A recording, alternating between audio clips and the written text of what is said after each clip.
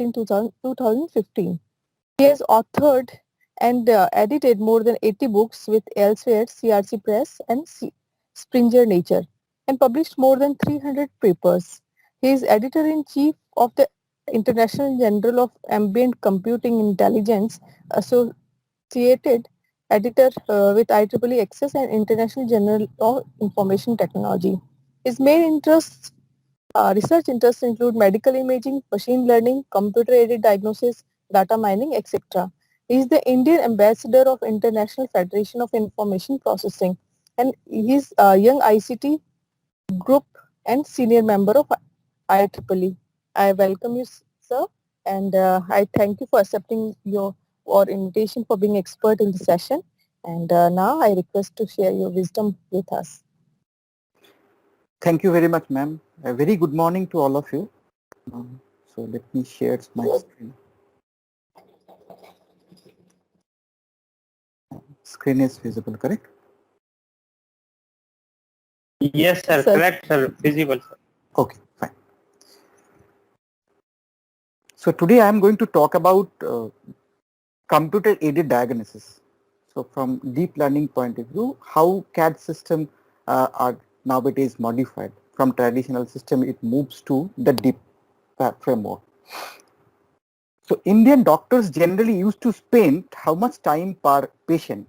So in 2017, it is reported that in India, on an average, a doctor used to spend 2 to 2.5 minutes time, whereas states, it's 21 minutes.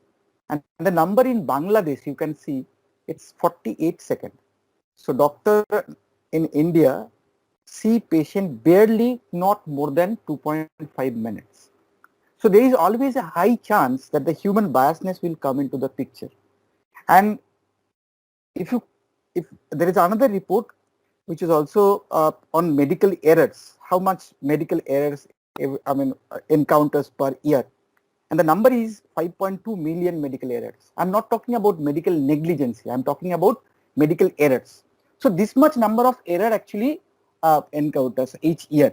So there is a high need of design some software which actually helps the doctor to come up with a faster decision, and the error should be less, so that they can validate whatever they are diagnosing, they can cross-validate. So that's why CAD system is required. Now, CAD system means computer, it's a kind of clinical decision support system. So there are three different categories of CAD. One is called the computer aided detection. What is the CAD E category? The second category is the computer aided diagnosis, which is the X category. And the last category is for the quantification, which is called the CAD Q. So under CAD, under the umbrella of CAD, there are three different types of software or type categories of softwares are there. One is CAD E, one is CAD X, and one is CAD Q. Now CAD E, that is the computer aided detection, basically once we try to locate a potential cancer, so the localization actually tells by the CAD E. Now once we talk about CAD X actually deals with the likelihood. So it tells that the likelihood that the lesion is having malignancy or not. So one is the localization, one is the likelihood, and the last one is used for the quantification. Suppose there is a tumor or there is a lesion. So for that we need some CAD Q type of software or the quantification software. So these are the three different categories, one for localization, one for likelihood, one for the quantification. So these all three comes under one particular umbrella, and that is called the CAD, and CAD is nothing but the clinical decision support system, which actually helps the radiologist, mainly the radiologist, to come up with a faster diagnosis, and where by using this CAD system they can always cross-validate whatever they are suggesting. So basically for the radiologist, as I said, it's a kind of second opinion. So always once we try to reduce the overall time, the reading time, or also as well as we want to increase the accuracy and the consistency, we should go for CAD system. So it's a complex system where you can see there is a paradigm shift from qualitative to a quantitative paradigm by means of image analysis, radiological image processing, or say artificial intelligence deploying, etc., etc. So it's a kind of dealing with the complex pattern recognition problem. Now, if you deal with the different image modalities, medical image modalities, you will see almost 75% all imaging modalities are, it's a kind of radiological images, which actually the CT image, mammogram, the MR images or ultrasound images or radiological images, this all comes under that category. And apart from these, a CAD system can be also deployed in endoscopic or say derma, maybe the ophthalmo diseases like if there is a retinography kind of thing. So microscopic images, these all areas also we can deploy CAD system, but mostly in radiological images. So which actually covers this CT, mammogram, your ultrasound, radiological, these all MR images. Now, once you go further, you will see for me, CAD system is fundamentally based on a complex pattern recognition problem, as I already said. So if there is something suspicious in the X-ray, what we need thousands of data which need to store into a particular server. Might be that server is called say a CAD server. Suppose that image is a DIACAM format data, which is a very high quality data. Maybe it's a very low quality data also, maybe the QTB format data, perturbated data or noisy data. Now such type of data needs to put into a server. Now once you have DIACAM images, you put it into a CAD server, you have the thousands of images, then only maybe some algorithm which you deploy on those images, then you come up with some optimized framework which will be robust, and you can come up with a generic framework which can be work for, I mean, irrespective of any demographics ethnicity. So it will be, I mean, you can say the algorithm can work anywhere in the world, in the globe, around the globe. So from imaging point of view, the images, mostly all radiological images are very dark images, the noisy images, perturbated images, as I already said. So initially it needs some pre-processing. So it needs some reduction of the artifacts. It might be the noise reduction. You can go for the labeling, filtering, etc. Then the second stage we used to go for the segmentation one. So we try to find out which particular segment we are the region of interest, which are the non-region of interest, which is the foreground, which is the background.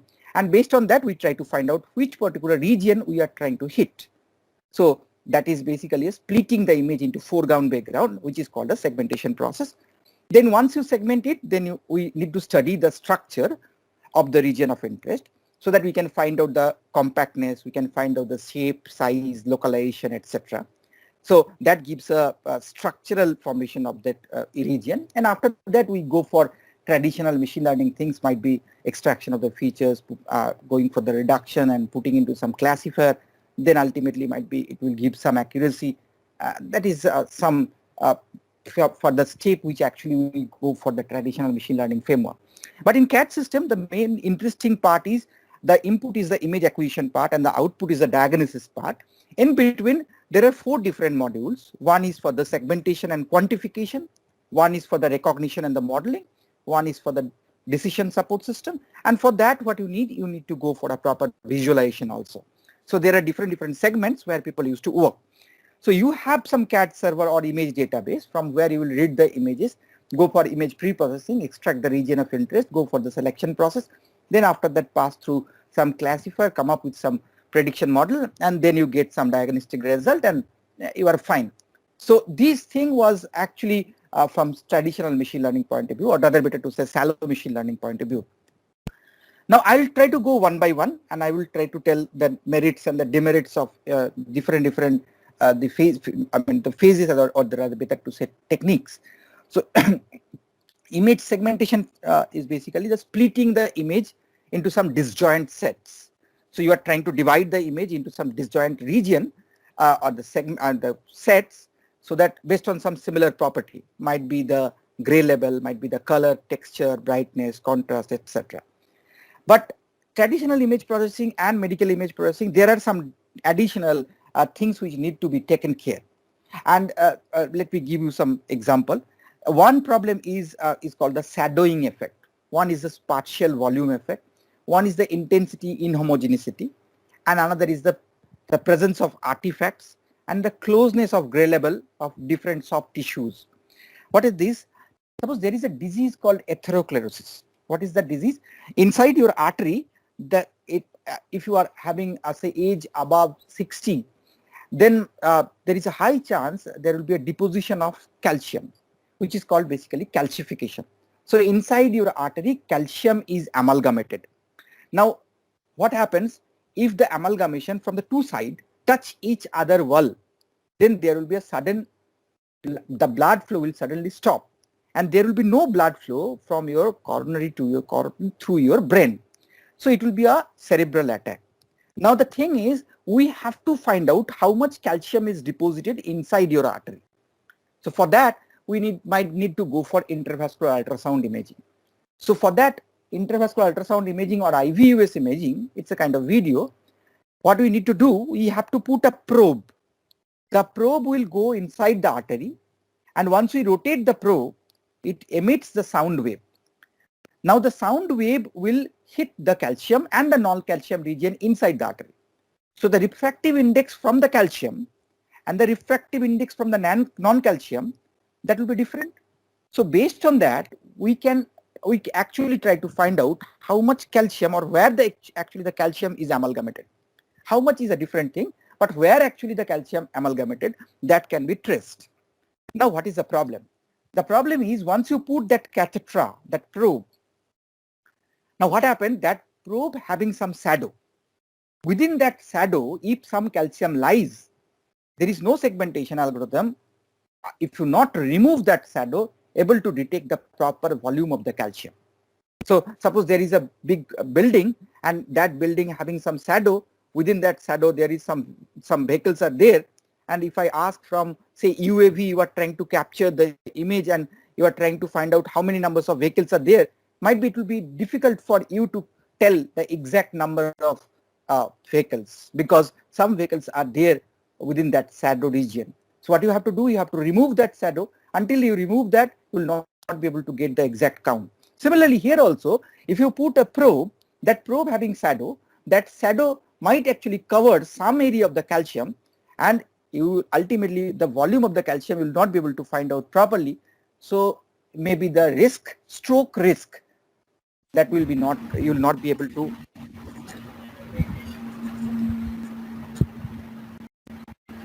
Can you please mute? Yeah. So not be able to assess what is the risk. So that is the one thing. Second thing is, the calcium is not deposited in a single place. Now if it is deposited in a single place, that will be good. But if the disease is a multifocal disease, so it will amalgamate it in various places inside the artery. So if it is coagulated in a single place, it is easier to detect. But if there are small chunk or pieces, it is very difficult. So sometimes this volume effect comes into the picture. Then another thing is, most of the cases there is an inhomogeneity in the intensity value. And another interesting part is, mostly all radiological images are very perturbated images, noisy images. So the presence of artifacts, whenever you are going to segment, maybe you are segment a particular region, that is nothing but noise. So it's not the actual region of interest, rather whatever you are segmenting, it's nothing but noise. And the last thing is the closeness of gray level. So they are very close to each other. If they're very close to each other, then based on some threshold technique, if you want to go for segmenting, it's very challenging because the closeness of the gray value. So these are the few challenges which are having in medical image processing once you go for segmentation. Now the first technique is basically what we are trying to split the image in based on some threshold value. So suppose if I want to split the whole image into 3 different gray value, so object 1, object 2, object 3. So let's set the threshold value T1 and T2, and T1 say 55 and T2 say 200. Then based on that, we try to partition the whole image into 3 different distinct gray shades. Now the problem is the selection of the T1 and T2. For different image modality, if the patient changes, if the acquisition process changes, every time you will see the T1, T2 value will be different. So even if you not manually select, if you go for some adaptive technique also, then also you will face different types of problem once you go for such type of histogram based technique.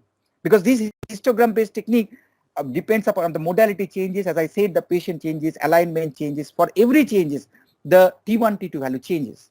So any segmentation algorithm based on histogram, or you going for the threshold based technique, they have there are different limitation. One limitation is the selection of the T1, T2 value or the threshold value.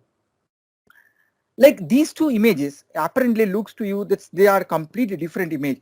But if you study minutely, if you go for studying the histogram, you will see the color histogram are exactly similar. So RGB, the histogram of both the images are completely same. So it was reported in 97 by Professor Pass and their group. They come up, they shown the CCV images, or actually they studied the CCV, where they reported that the color histogram of these two images are same.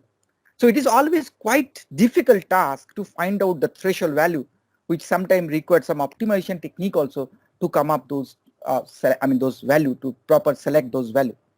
Now the second technique, second category is called the age-based segmentation, where we try to find out the contour. Now contour-based segmentation algorithm, the major problem is if there is a presence of noise. So once there is a presence of noise, which is very common in any kind of radiological images, the main problem is if you go for age-based technique, it will detect some edges which are false edge. So whatever you are trying to segment, you ultimately see it's a false edge. It's not the proper edge. And this edge is coming from the noise itself. So that's why once you go for pre-processing, you should not blindly, blur the image, or rather smoothen the image. You remove for removing the filter, the noise. So you should use some filter which will actually a type of age preserving filter. What is the age preserving filter? The filter will stop working once there is a change of dydx. So if there is any kind of change in the age, it will stop working. Otherwise, in uniform or the flat region, the filter should work, so that you can keep the age information, you can preserve the age information, you can preserve the diagnostic value. So once you're able to preserve those value, then it is very common thing that the age which you are actually trying to capture, that is not a false age. Might be it will increase the overall performance of the segmentation. So under age-based segmentation, there are different techniques, but all those techniques having one major challenge, that the presence of noise and the false edge detection. Now the next category and the third category, so which is called the region-based segmentation.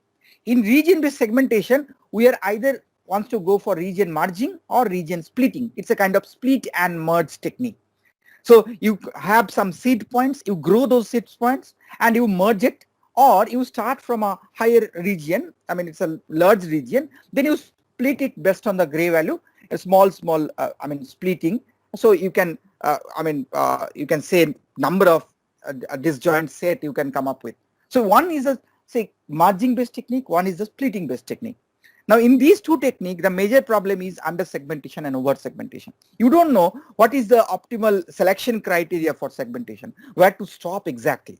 Means, shall I stop here once I'm going for splitting? Will I stop here? Or say if I going for merging, when should I stop? So this is another optimization problem, or you need to select the optimal criteria. There should be optimal criteria of this segmentation which you need to select. And the problem is, once you go for these under segmentation and over segmentation cases, if you are dealing with, say for example, brain images, and if there is a cases of say over segmentation, or say maybe under segmentation, one time you will see the medicine will not working, or another time you will see the patient might go for paralysis. So they are having side effect. So based on that, if you go for this region based technique, if you deploy, you can see this is a very common case which is called the under segmentation and over segmentation. So under these three different categories, there are n number of segmentation algorithms are there. If you think any segmentation algorithm ABC, you will see either it is from histogram based technique, or it is an age based technique, or it is a region based technique. Now the problem is these all different segmentation technique have their own limitation. In medical imaging, someone having say over segmentation and under segmentation problem which is associated with the disease diagnosis or the effect, side effect, maybe it is detecting the edge which is a false edge, maybe the perturbated image which is not correctly identified, or maybe the selection of the optimal selection criteria not be able to detect the T1, T2 or the threshold value.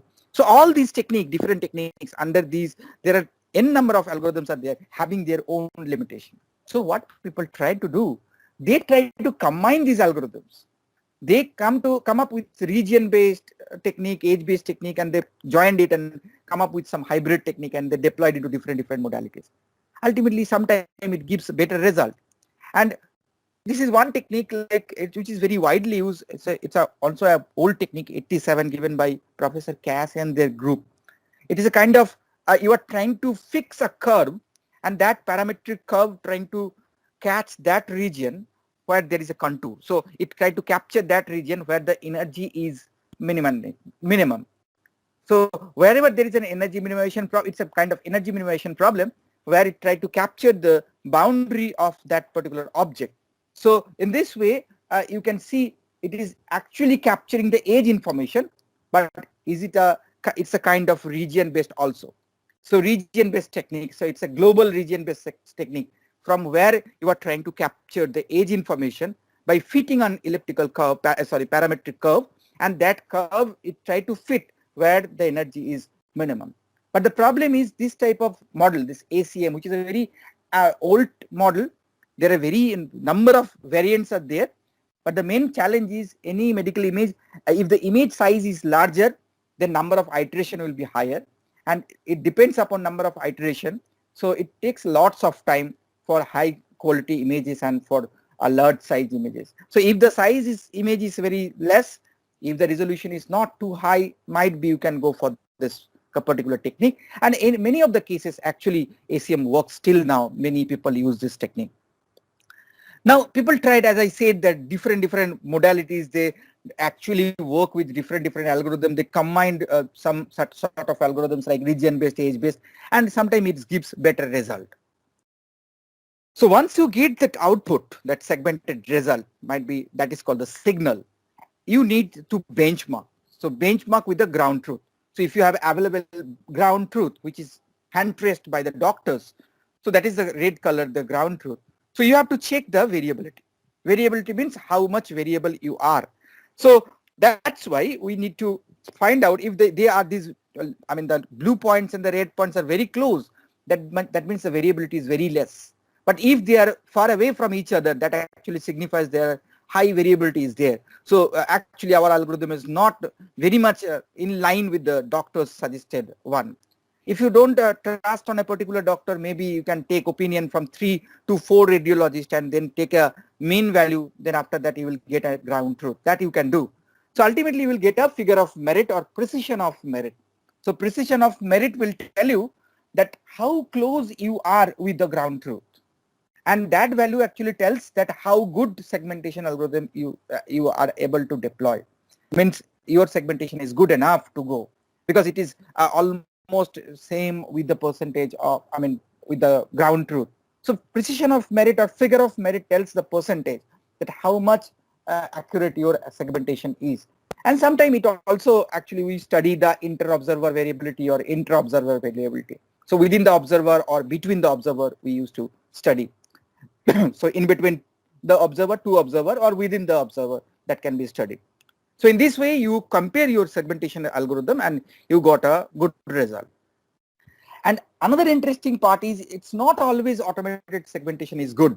It might happen, say 100 case studies you are doing and say 97 cases it is giving very good result, automated segmentation, but maybe 3 cases where because of the uneven illumination, the illumination is not even, uneven illumination, or maybe the brightness or the contrast level difference is there, or some sort of problem is there with the image. Maybe because of that your segmentation algorithm is failed to work. So that time what you need, this is the optical cup and the disc. For glaucoma we are trying to detect the optical cup and the disc, because the distance, if it is above 0.58, it's a clear case of glaucoma.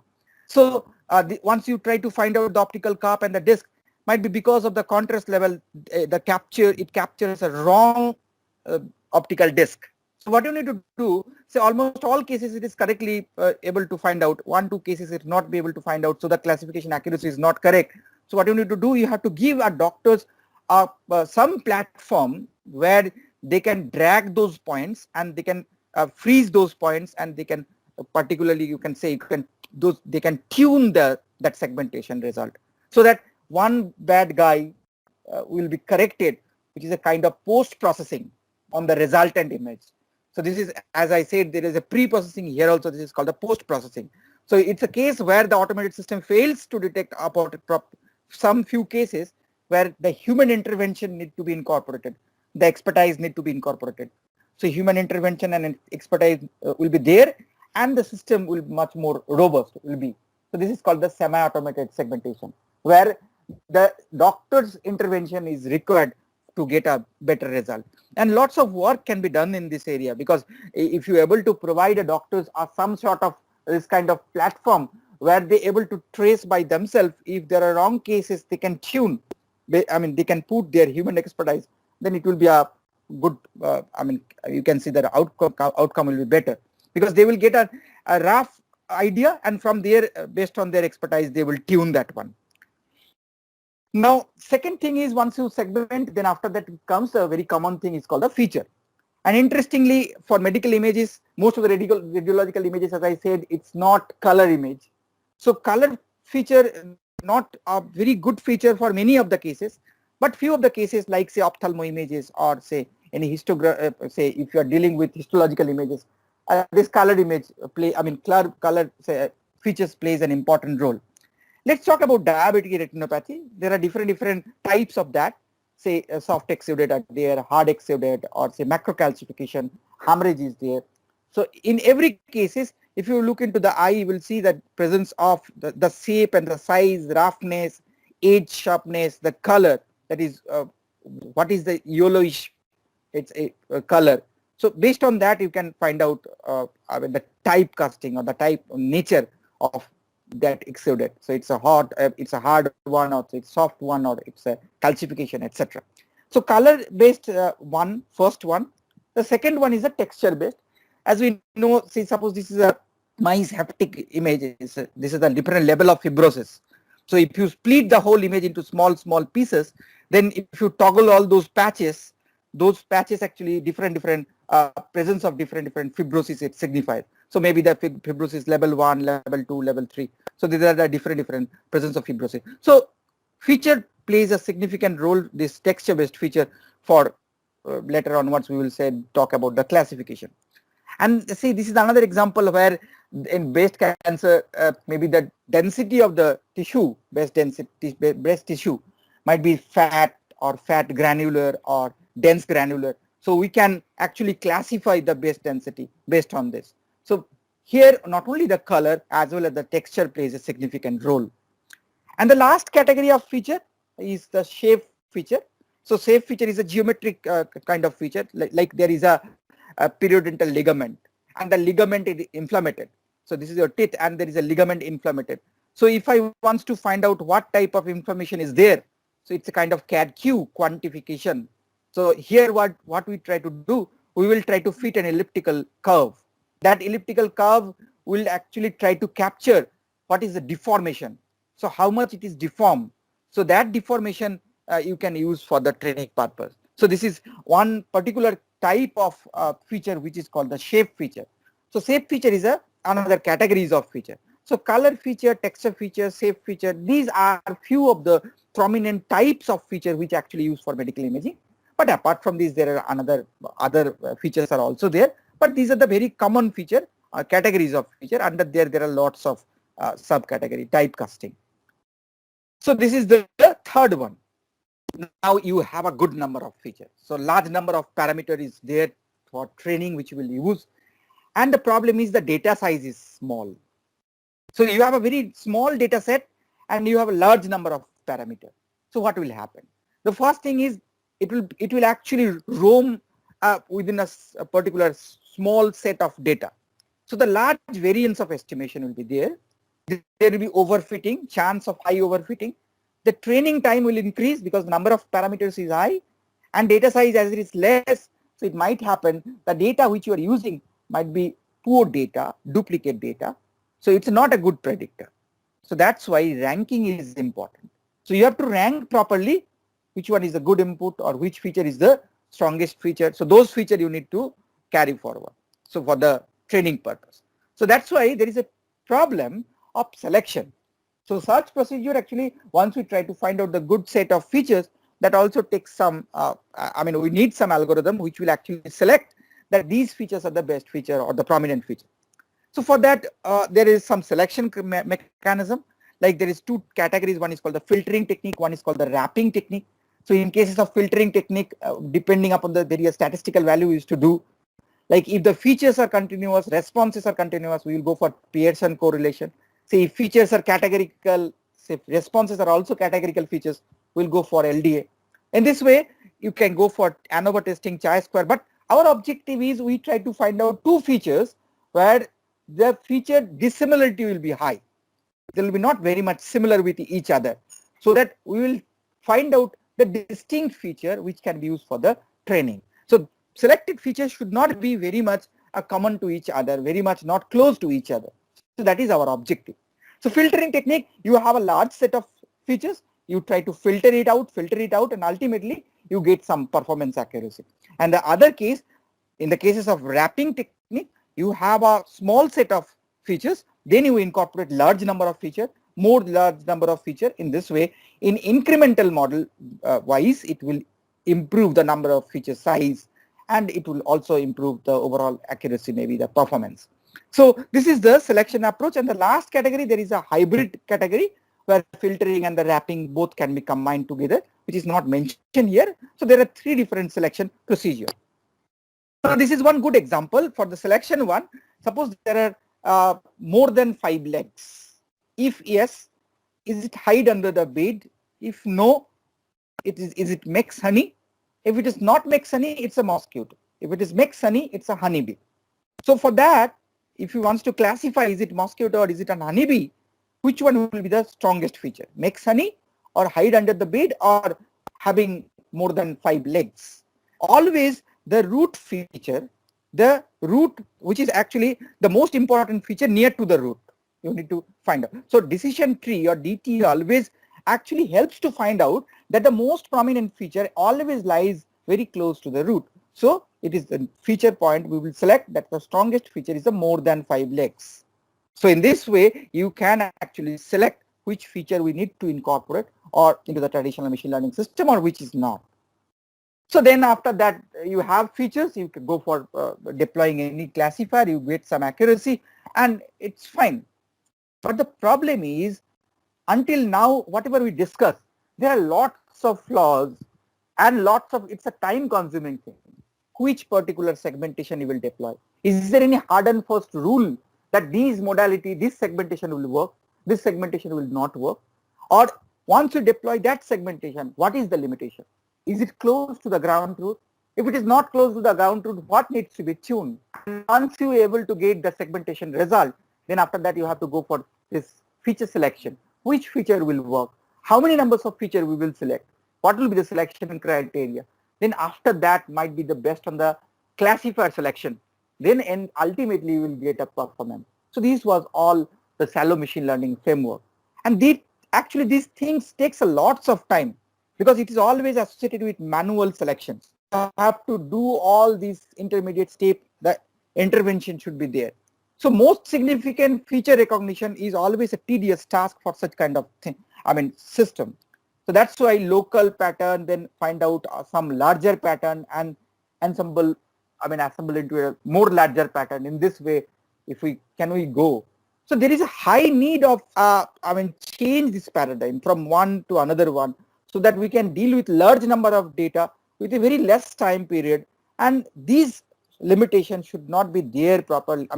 So that we can overcome these properly, and then ultimately we'll get a result. So that's why there is a need of CAD system, which is called the CNN based CAD system. So where the traditional was like input will be the input image, and there will be a feature selection classifier, it will get a result. That was a traditional one. But in deep learning framework, the input is simply an image, output is the result. So it's a kind of in between black box neural network, and you don't know which is the selection criteria, what is the limitations of this intermediate step. So you simply give an input, you will get the output. So that was the framework people thought about. So CNN actually basically helps to deal with the large data. Basically, it gives a high accuracy and it is used for the rapid processing time rapid or the faster processing, which is one of the criteria of radiological image processing. So let me take 1 minute. Just 1 minute, please. Okay, so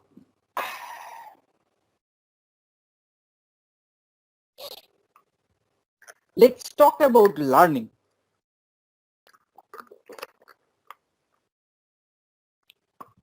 We used to say deep learning, deep learning. What is deep learning? This is a good example of deep learning. So deep learning actually using a different kind of neural network and optimize the hyperplane in such a way that the data which you are using for the learning purpose, that data should be represented in a based way. So what I'm trying to tell, the based representation of our data, by means of the hyperplane optimization, which actually use for the neural network, is nothing but deep neural network. So deep learning, once we talk about deep learning, basically we talk about the representation of the data. The representation of the data will be such that it will always give you a best representation for our data. And for that we need to optimize the hyperplane. Now here there is there are two geometric shapes, circle and the triangles. Now if I need to draw a straight line which will separate these two geometric shapes, apparently it looks to you that it is not possible. That I will draw a hyperplane and it will cut and it will separate two geometric shapes. But think about the best representation. If you change your if you change or optimize those data in such this hyperplane, and you fit in such a way that the Cartesian will change into a polar, then it will be easier for you to draw a straight line. Then from that straight line you can back to the Cartesian, it will be a circle. So it is possible. So the thing is, the representation need to be changed. And how you optimize the hyperplane, that is carried out by deep learning frameworks. Deep learning framework actually helps the data representation. So actually it makes the whole thing easier by means of this only. Now let's think about a binary image. It's a 1-0 image. There is a kernel, 3x3 kernel, and we are moving that kernel. This is called stride. So maybe 1 pixel stride or 2 pixel stride, and it creates different patches. And all those patches, 3x3 patches, are nothing but the local pattern. So these are local pattern which is generated only by the moving kernel. And these pattern, we are not going for segmenting the images. We are not going for any kind of selection criteria, which particular segmentation will use. Rather, the image generates its own local pattern only by moving kernel. Now once it moves, and finally you will get different patches. Now think about it. There is a filter, say diagonal filter. This feature descriptor actually is a diagonally 1, rest are -1. Now once you go for a simple matrix operation, which is called sum of product. Now if you take the sum of product, there are 3, 1, here you also have 3, 1. The sum of product will be 3. Now you give a stride, you do the same sum of product operation, you take the sum of product, it will give you -1. In this way, if you stride and you use the same feature descriptor, that feature descriptor will give you a feature map. And then in this way, if you change that filter from filter 1 to filter 2, say maybe for example, either say horizontally or the vertically, they are 1, maybe it captures some age information, horizontal information or vertical information. So now you change the filter only and you do the same operation, repeat the whole process, you will see there is another level of feature map it will create. So think about it. We are actually not dealing with the image directly. We are not going for those segmentation, traditional segmentation or feature extraction mechanism. Rather, by a moving kernel or by using a simple feature descriptor, only by changing the descriptor and doing some mathematical operation, we are creating our own feature. And this is called the feature map. And the sum of product operation is nothing but convolution operation, which is named as the convolution operation. Now we are taking only the sum of product. Now in this way, there is a 6x6 image, suppose, and this is filter 1. So now here the interesting part is this 1, 2, 3, then after the 7, 8, 9, and then after that say 13, 14, 15. These 3 cross 3 pixel value are only participating and giving 3 value. Remaining all values, they are not participating now. So only these 3 cross 3 value are activated, not 6 cross 6. Now think about it in a different way. Here, this 1, 2, 3 is contributing for 3. Then 7, 8, 9 contributing for 3. 13, 14, 15 contributing for 3. In this way, there is actually 3 cross 3. So total number of 36 inputs was there. But now there is only 9 inputs. So there is a drastic reduction of number of input parameters. So it's a kind of not fully connected. Rather, we are actually trying to move a partial connected or corrected or say connected or say shared weight, which is called shared weight connection. Now what I am doing, it's a fewer number of parameters. So you can imagine in neural network, if the number of inputs are less, the parameters are less, there will be a drastic reduction of time complexity also. So similarly, if you stride it, you do the same operation with different, with maybe the different filter or the same filter, you get a value -1. Who are contributing? 2, 3, 4 are contributing. 6, 7, 8, say 8, 9, 10, and say here 14, 15, 16 may be contributing. So all are not contributing, rather a part of the whole matrix, sub-matrix is actually plays an important role for this -1. So there is a drastic reduction of time complexity because of fewer number of parameters. So this is called the shared weight. Now once you use this shared weight, these are the patches. Now you place those patches, pass through different neural network, it gives some output, you put those output into a matrix, and then after that, from that you go for the max pooling stuffs and all, and finally after max pooling you will get some output. So here if you study, you will see in X3, X3 is not connected with every intermediate, every the net association function. It only has connected with this one, and this one, not the last one. So that means it's not fully connected. It's not dense connection. It's only a partial connection because it is each and every input node is partially connected. The reason I already discussed.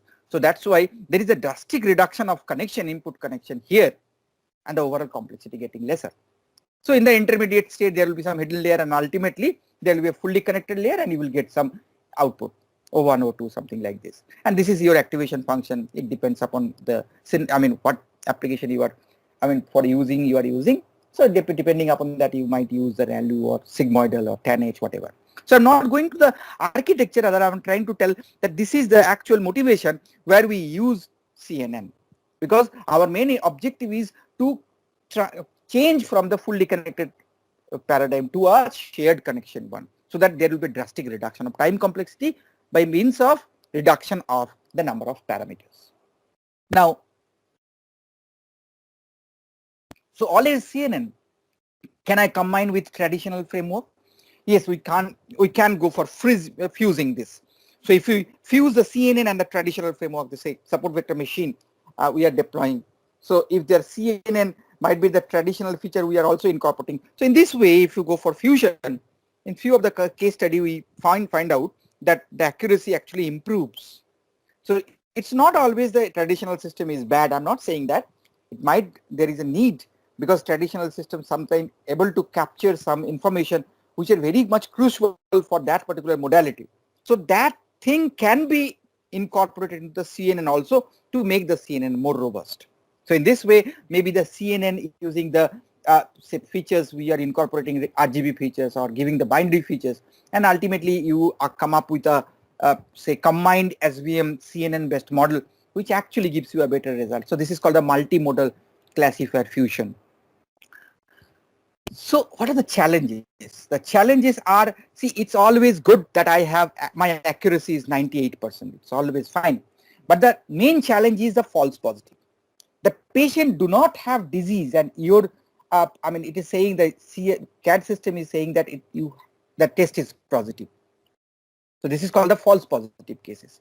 So the main thing is it should not be there. So you always should focus the ability of the test to classify or correctly identify the patient who are having no disease. If the false positive disease is high, indicates that it's a higher, that means it always tells the lower the specificity. So it always reduces the acceptability of the CAD system. So we should not only focus on the accuracy, rather our focus should be in the false positive also, rather than you can say the sensitivity specificity also. Because specificity lower, higher false positive reduce the acceptability of the CAD system. So even if your CAD system accuracy is very high, but the specificity is very less or sensitivity is very less, then might be you will face some challenges. So this is the interesting thing which you have to keep in mind. It's you have to look into the ROC curve, you want to look into the AUC, and then after that you have to tell that okay, it's good enough, the sensitivity specificity curve is fine, so I can go for this. Now there are some few major issues of medical imaging. One is called the CAD system, that I better to say, where we deal with imbalanced data set. Second thing is the nature of the data. Third is the quality of the data. Fourth one is the benchmarking data. See, imbalanced data is a factor. Like we have lots of non-disease data, but we have very less disease data. So there is an imbalance in between once we go for machine learning. So we have to think about this thing, that the data balance, you need to go for balancing the data. Second thing is the nature of the data. Are you collecting the data for a particular demographics, ethnicity? If you collect from various places around the globe, that might be, the database will be robust. The test will be robust. The quality issue, you are working with DACOM image or you are working with some compressed image, a lossy image. So quality issue is always there. So always you have to check the image quality assessment. You have to go for IQA. So there are some statistical measures and you have to go for those measures. And apart from statistical measure, you have to think about the PSNR, the RMS, etc., etc. Then you find out the structural similarity index, SSIM, MSE, etc. So once you get all those values, you are able to find out that this is the image quality and what type of algorithm I will go for. So image quality analysis is very much required. And you have to trust the doctor's hand trace, because you are benchmarking with some kind of which is already drawn by the doctor's hand trace. So that's why some platform needs to be provided to the doctors also for hand tracing, and you have to keep faith on that, because human biasness always comes into the picture. But last one is the most important thing, which is called the small data, because small data is a kind of is a big problem in medical science, because always we used to say we don't have data, because we want to do machine learning, and machine learning, the major issue is the data. If you have less data, then there will be various problems. And in medical imaging, it is very common that we don't have that much of data. We have say 100 X-ray images, 500 X-ray images, maybe not more than that. So small data is a big issue for medical imaging. So next part of my talk will be on small data, how to deal with small data through traditional framework and as well as the deep framework. So the next part is on learning from small data. Now, any machine learning algorithm, you can say there is a data hungriness. So it always depends upon how the data is, it's very sensitive to the data which you are feeding, which you are using for the training purpose. So if the training data is of high quality, then always you get a good result. But if the data is bad data, so-called bad data, that means you are giving garbage. So if garbage in, there should be garbage out. So the training data is made up of the observation, which is actually, always you have to look into the target data. So based on that, you have to find out how good your data is. So always, if you have lots of data even, you have to go for some data cleaning process. So data cleaning process is to identify or correct the errors. Now, which actually negatively impact the predictive model. So once we study any kind of predictive model, if you try to feed more data, and if the data is a bad data, then ultimately it gives a negative impact. Now what the bad data is? The bad data is inconsistent schema. The bad data is say missing data, your redundant data, redundant information, contextual error, maybe the garbage value, maybe extraneous text also. In medical imaging, it is very common, the extraneous text. So there is a quotation which is given by Anna. They said that all good data are alike. Good data are good data, but each bad data is bad in its own way. So you have to deal individual bad data one by one. So if you are dealing with lots of data, then it's difficult. But if you have small data, then if the data are bad data, some data are bad data, you have to individually take care of those data. So that is very important. The data cleaning process is very important. Now, the second part is how much data we need actually for machine learning. So is there any technique by which we can say that this much of data is good number? Like say for there is a survey, you are doing, say how many numbers of questionnaire you will collect. So there is some rule. There is a mechanism called Rao-Soft. By Rao-Soft, you will see that 438, if you are able to collect, that might be the sample size is good enough to come up with some rational decision. But how much data is good for machine learning? Now, our heuristic methods, do we have our own heuristic methods which actually decide that how much data is good for? See, the result is as much as possible good data. So-called good data or clean data, if you have, you train that data, you use that data for machine learning. So there is not how much data you will use, rather how good data you can use. Now, what deep learning actually is? Deep learning is nothing but a memorization technique. As I said, it's a kind of different ways of representation of best representation of data by tuning those hyperplane in such a way that the neural network will give you an optimized result, a good result with a stipulated period, a very less time. But ultimately, it's a memorization technique. Now, once you try to come up with some training set, sample of training set, what we try to do? We try to model an interpolation. Now the problem is the absence of underlying variables relationship. We don't know.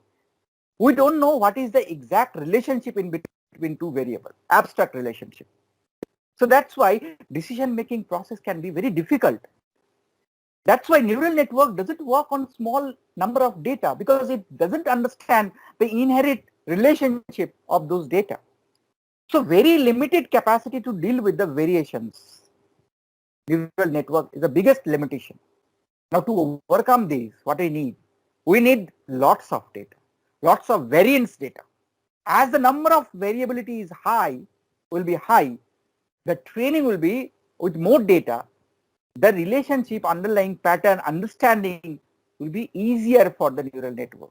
Memorization technique will be improved. So that's why to overcome this limitation of limited data and the abstract knowledge relationship in between the data underlying pattern understanding. So what you need lots of variants of data. And lots of variants of data in, to day-to-day life out of distribution data, normal data, non-adversarial data, very common real world setup. Now think about it. What is deep learning actually is? It's a very nice thing. The long way from integration of abstract knowledge. We are far away. We are not be able to integrate the abstract knowledge. That's why we need lots of data because we doesn't understand the inherent knowledge, abstract knowledge. So without what objects are, what they are for, how they are typically used, we don't know. We only know we will fit data, more data, and we will get some output. So now think about it. A 7 months infant, child, sometimes the language rules is able to understand. The small number of unlabeled example, from there he can find out the inherent relationship. But deep learning fails to do this. Lack of mechanism of learning abstraction, it doesn't understand. So verbal definition, it fails to find out. You need thousands of data, millions of data, trillions of data as a training example. But it is easier for a 7-month baby infant. Now, how robust deep learning algorithm is? That is one question. And the second question is how much data is good number of data for the training? So these are the two biggest questions. So enough Once we will say, when we will say enough quality training data we are having. These are the two questions. Now think in a different way. Here, if the number of data points are less, the generalization will be not that much good. If the number of data points increases, you will see the fitting, the polynomial curve fitting, the curve fitting rather will be better. So it gives a better generalization. So we need more number of data points for better generalization. More data is important. Think about the linear regression. If the number of points increases, the points estimation will be improved. So it's a very common thing. Say for example KNN, the size of the data, number of data increases. It will improve the clustering performance. Even for the tree hierarchical structure, in the tree structure also, if you increase the number of data points, you will see there is also a splitting due to the size of the data will be different. So number of data is important, data point is important. Now if you don't have data, if the data points are less, small data points, then what will happen? The first thing is, as I already said, mainly it will revolve around a high variance. Your data is less, variance will be high. Now second thing is overfitting. There is a high chance of overfitting the data. Third thing is outlier effect. Suppose there are 10 data, 2 outliers. There are 10,000 data, 2 outliers. Think about it. If the number of data size is less and the outliers is high, then automatically it will drastically affect the learning system. And lastly, if there are too much noisy data means it's always not good because your size is small, data size is small, and most of the data are noisy data. It doesn't make any sense. So variance, overfitting, outliers, and as well as the number of presence of the noise. So these are the biggest problem of small data. Now where actually started? We started, there is a Professor Lee, in 2009 they come up from the Stanford University, they come up with a data set where the number of data was 14 million. 80,000 distinct categories was there. So 14 million data set in ImageNet and 80,000 distinct class level are 80,000. Now we started in 2010, a shallow machine learning, 10, 11, the error rate was 26%. And suddenly after incorporating this deep learning framework, introducing of AlexNet, it become 16%. And gradually after 2014, in 2015 onwards, it is lesser than the human error rate. And think about it, nowadays every year we are actually improving the performance and the error rate is getting lesser and it is below the human error rate. 14 million different data set and 80,000 distinct class. So in this way, if you think about Hilton's, in 2012 they come up with a work where they reported 16 million parameters, 60 million parameters. So 6.5 lakhs nodes, roughly 1 million distinct samples. So how much categories? 1,000 categories only. So for 1,000 category, how many numbers of parameters you need to tune? 60 million parameters you need to tune. And 6.5 lakhs node, intermediate node. And think about it, how many numbers of categories you are dealing with? 80,000. I'm talking about only 1,000. So you can imagine how many numbers of parameters you actually required for 80,000 distinct classes.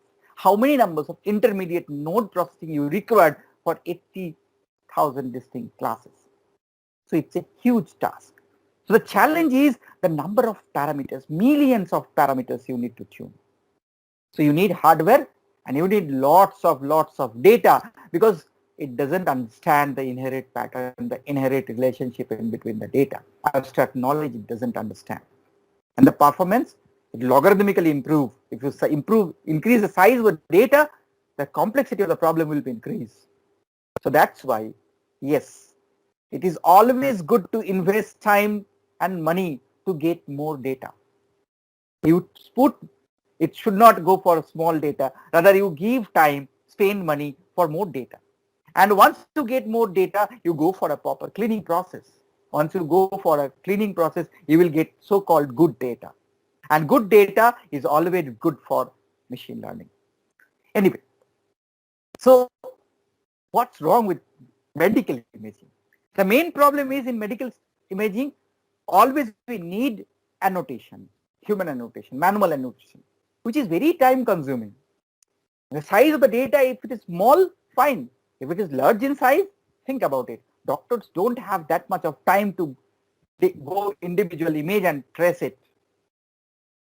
And there is always a patient privacy law associated with the imaging technique modalities. So there is huge, data privacy laws are there for different countries. Patient privacy laws are there. You need to take consent from the patient. Manual, human things that you are using. So you need proper consent from proper channel, etc. It takes lots of time. So we are happy with 500 X-ray images. We are happy with 1000 CT images, 500 MR images. So one side we are talking about 14 million data. Other side we are talking about 1000 good data. And we are trying to deploy the same type of or same framework, deep learning framework. So data is important. Getting data is very, very hard. So what is the solution? One primitive way of thinking is go for data augmentation. So we will go for some basic image manipulation technique, geometric transformation. We'll go for translation, rotation, flipping, maybe stretching, sharing. So it's a kind of linear augmentation. So if you have a single image, you can create multiple images by rotating, by translating, by say flipping in this way, zoom in, zoom out, etc. There is another way, say elastic deformation. You change the deformation, level of deformation, and it will get too much deformed. Until it is getting too much deformed, you take different images. So they will increase the number of size of the data. You can change the contrast level also. You can change the color. You can go for histogram equalization. You can go for color balancing. You can go for sharpening the image, etc., etc. In this way, you can increase the number of data. Even there are in some few other techniques like random, cropping. Individually from images, you crop a particular part from the base image and you create multiple images. You can go for mixing images, which is called the alpha tuner kind of thing, foreground, background. So you just, there is a tuner, you try to blend it. So it's a kind of overlaying or blending the images. Or you can change the variance, you can go for Gaussian blurring, you can change the kernel filtering level of variance, etc. You can make it blur. In this way, from one image you can create multiple images. That is good one. But think about it, all those images which are generated from this manipulation are actually generated from the base image, and they are biased because they are all created from our base image. So all images, cropping, translation, transformation, rotation, whatever you are doing based on the best image. So it's always biased. So even if you create number of data, increase the size of the data, but this image manipulation technique based data augmentation technique always depends upon this kind of one factor where there is a biasness comes into the picture. So that's why it doesn't make that much of sense, but it's widely used. Like suppose what I'm saying is, if you have an X-ray and you split that image into 4 folds and you said I have 4 data, because their base image is 1 data, so it's a biased data. Instead of using 4, you can use only 1 because all the image nature is almost same. The modality is the same, patient is same.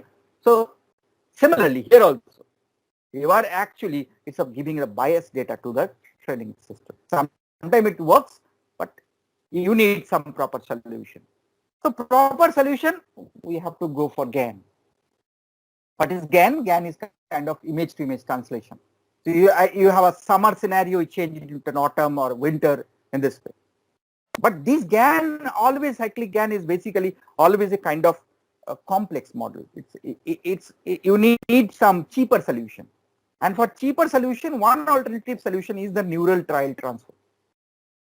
In NSF, what is the main thing is, you just simply change the ambience, the texture, the appearance of the image, the style of the image. How? Like there is study night. In the style transfer mode, you change the style of the image. So you, for individual song, you change the background and you create multiple images. So this is, you are changing the texture, you are changing the ambience, you are changing the appearance of the image. And in this way, by style changing, you can create multiple images. So this is called the neural trial transfer.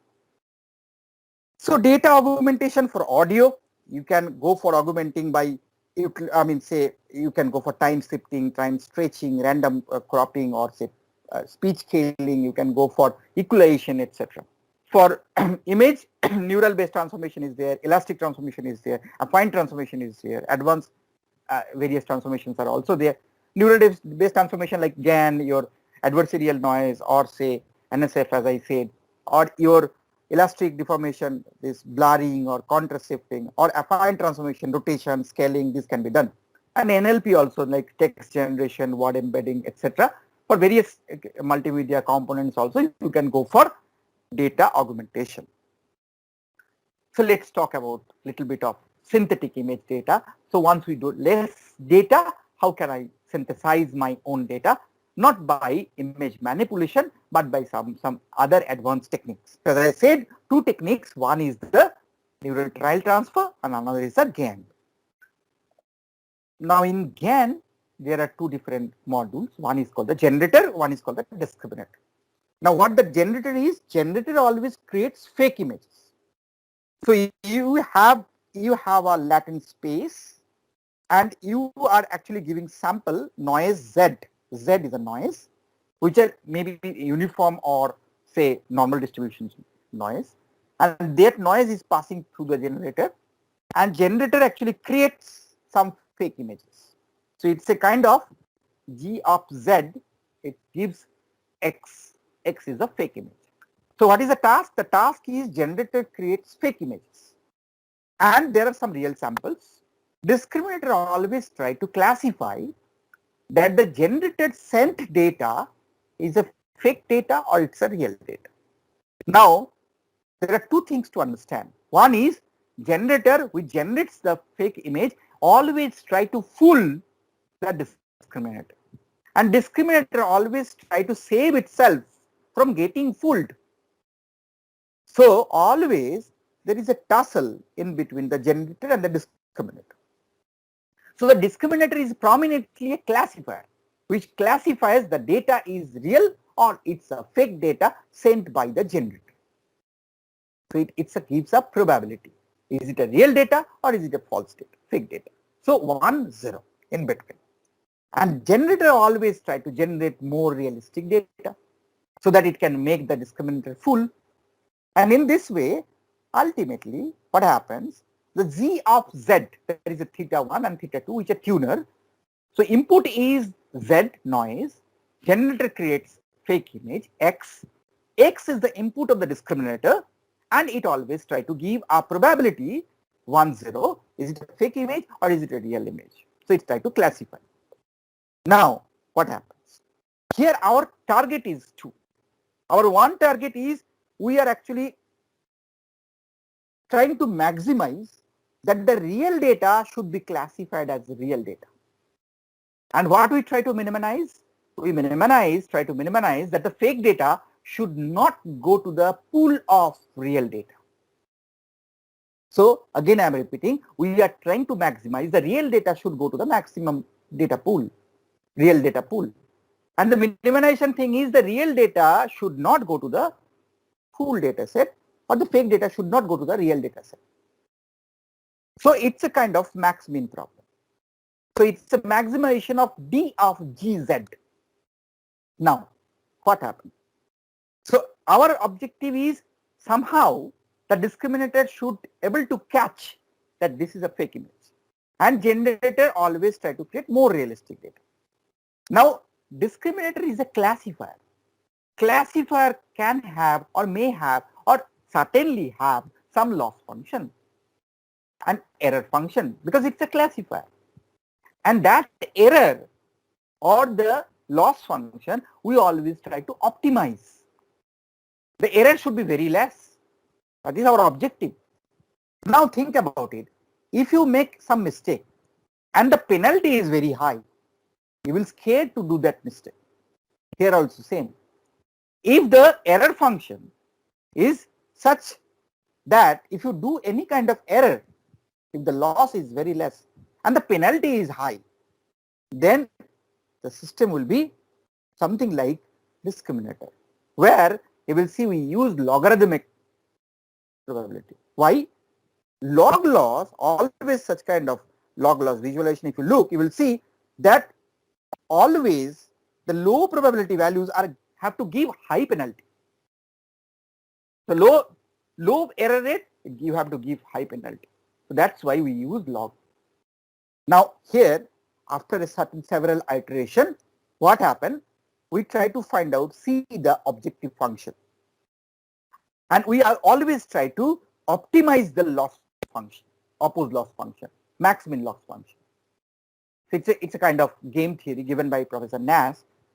They try to optimize that the max min problem will be optimized in such a way that after several iteration, the generator will not be able to create more realistic data. It stopped working. And the discriminator failed to detect that this is a fake data. So you will be able to successfully create your synthetic data which is not able to captured by the discriminator as a fake image. And so we win for the generator that it creates some synthetic data which is actually not present, which is actually made from the noise itself, but the discriminator failed to detect it. So in this way, we can create our own data. Second thing is the transfer learning. In cases of transfer learning, we have different and we know our learning system can solve those things in such a way. Now, those solved problems, that knowledge can be transferred as a frozen layer to solve a big problem. What I'm trying to tell that we have to solve a problem B based on our prior knowledge of solving A. So if my data set is very less, we are unable to solve the problem, what we will do? We will try to solve some other problem where the data size is large, and once we are able to solve that problem, that knowledge can be transferred as a frozen knowledge to the next layer, and then that problem can be solvable. This is a basic notion of transfer learning, where the number of parameters are fewer. And also, it doesn't require that much of high-end, computation resources. It always requires, but not that much. So transfer learning is one of the another solution of dealing with small data. Actually, Google tried to come up with some sort of such kind of prediction or forecasting model in 2012. And finally, this small data, once they deal with, it was a kind of disaster. In 2015, they reported. So it's a kind of always, if you deal with small data is always gives a breakthrough idea, because it's the foundation of breakthrough idea, because you are dealing with the small data, solving with the small data. So it's very difficult. With big data, big variance, it's always almost easier. If the data are clean, it's easier rather than the small data. So in medical science, what is my objective to tell these things is just to, if the data size is less, we have to think in a different way, because there is a big challenge. There are many challenges associated with this. So that's why there's such kind of problem. Actually, we faced once we started working last year, February, not this year, but January there was a COVID case firstly reported last December to January. Only 1 month we have data. That was basically a small data. And we tried to come up with almost a first kind of forecasting model. Nowadays, everyone used to do forecasting, but that time it was very challenging because we have only 1 month data. In the February, if we come up with some prediction model, forecasting model, it will be a huge task because the size of the data is very less. So that's why the most important thing is how many numbers of, if rather than coming up with new forecasting model, it is always better to understand the model design, the number of parameters you are going to tune, how much data you need to feed, how good data is, you have small data or big data, and you try to ensemble those. If you assemble those, how it is giving result, and you need to fine tune to maximize the probability. in this way. So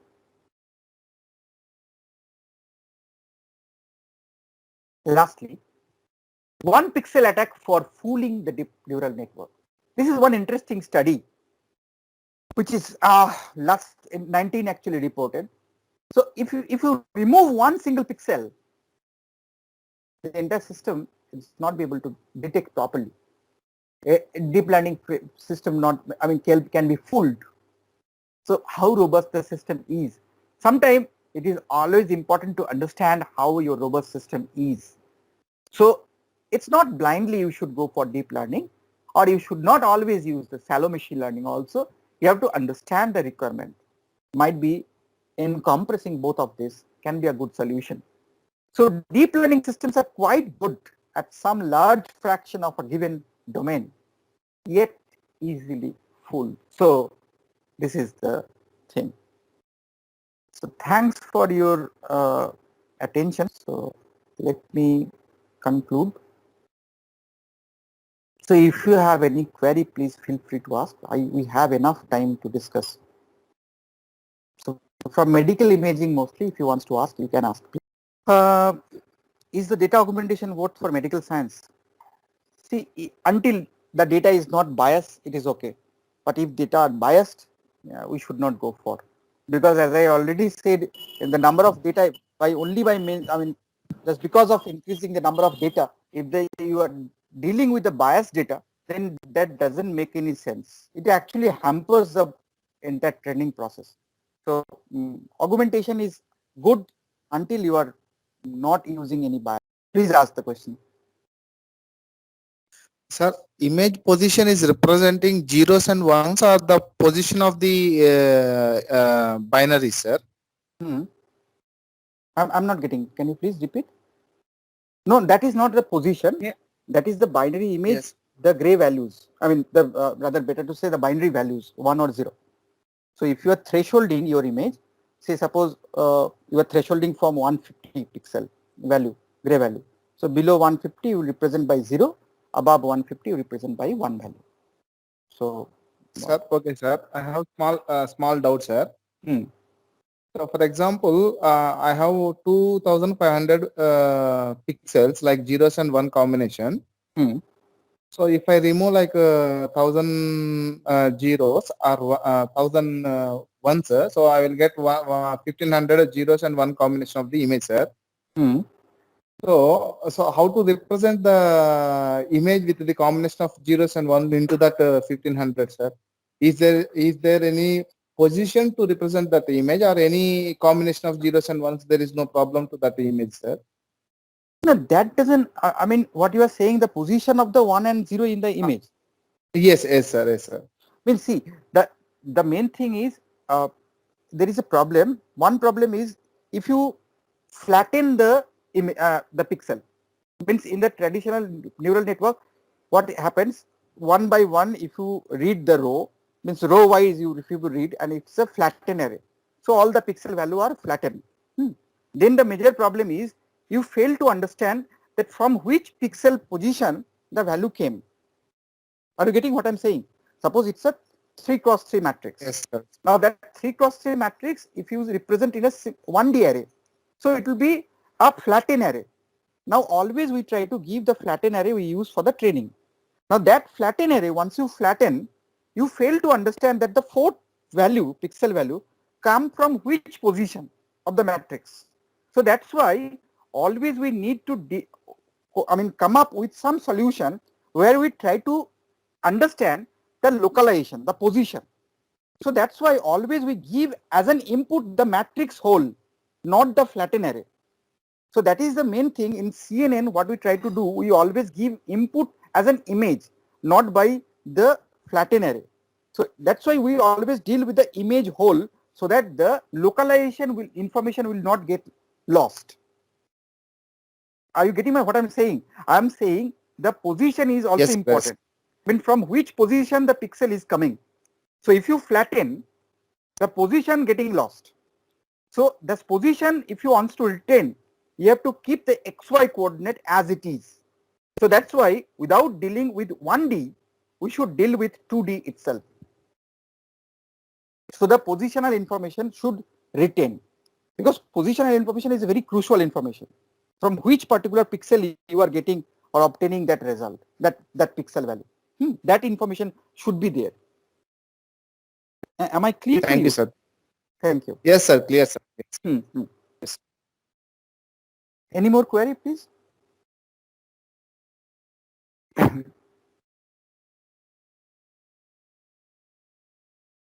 Any more questions from participants? Sir, it seems that there is no questions. Okay, fine. So, thank let's- you very much for wonderful session. And participant definitely been benefited from your wisdom, sir. And I thank you from organizers, on behalf of organizers, for accepting our invitation and talking with us. And we seek your guidance and cooperation in future also, sir. Thank you, ma'am. Thank you. Thank you very much, sir.